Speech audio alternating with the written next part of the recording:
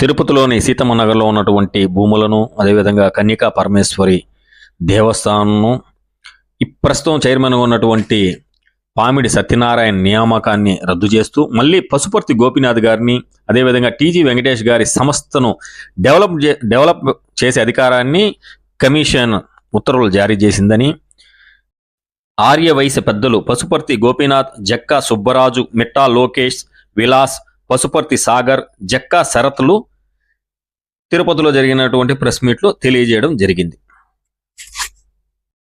Welcome to my channel KSR TV. అందులో ఆయన ద్వారా పెద్దలు రోసయ్య గారు ఉన్నప్పుడు, టీజీ గారు ఉన్నప్పుడు ఈ ల్యాండ్ని కాపాడుకుంటూ వచ్చాము. దీంట్లో ఎంతో మంది భాగస్వాములు ఉన్నారు, అందరూ కాపాడారు. కానీ ఎవరు కూడా దీంట్లో ఒక అంకణం కూడా ఏదో కమర్షియల్గా చేయాలని ఏ రోజు ఆలోచించలేదు.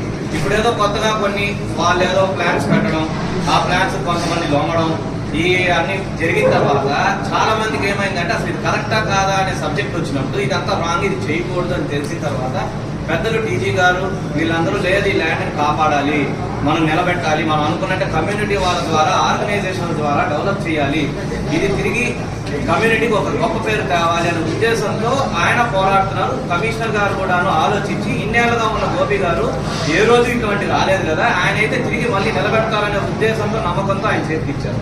మేము 100% ఈ ల్యాండ్ డెవలప్ చేయాలని మేము అందరం కోరుకున్నాం. ఇక్కడ ఈరోజు కొందరు వ్యక్తులు అక్కడ అధికారం లేకున్నా మేమే చైర్మన్లము అని చెప్పి డిక్లేర్ చేసుకొని అక్కడ కమర్షియల్ కాంప్లెక్స్లు అవి కట్టడానికి ముందుకొచ్చారు. దాని మీద కమిషనర్ గారు ఎంక్వైరీ చేసి ఇదంతా తప్పు అని చెప్పి వాళ్ళ మీద ఉన్న ప్రజెంట్ కమిటీని డిజాల్వ్ చేస్తూ మళ్ళీ గోపీనాథ్ గారిని ఆ పర్యవేక్షణ బాధ్యతని అప్పగించడం జరిగింది.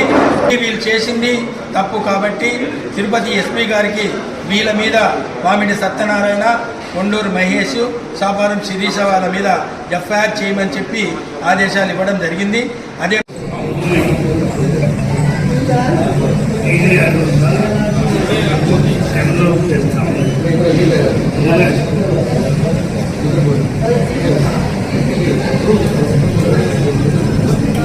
ఇచ్చిన మెంబర్స్ ఎందుకంటే సపోర్ట్గా ఉంటారండి ఒకటి.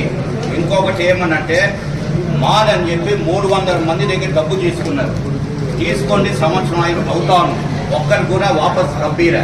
ఆ 300 మంది వెనకాల ఉంటారు ఏమనంటే డబ్బు కోసం.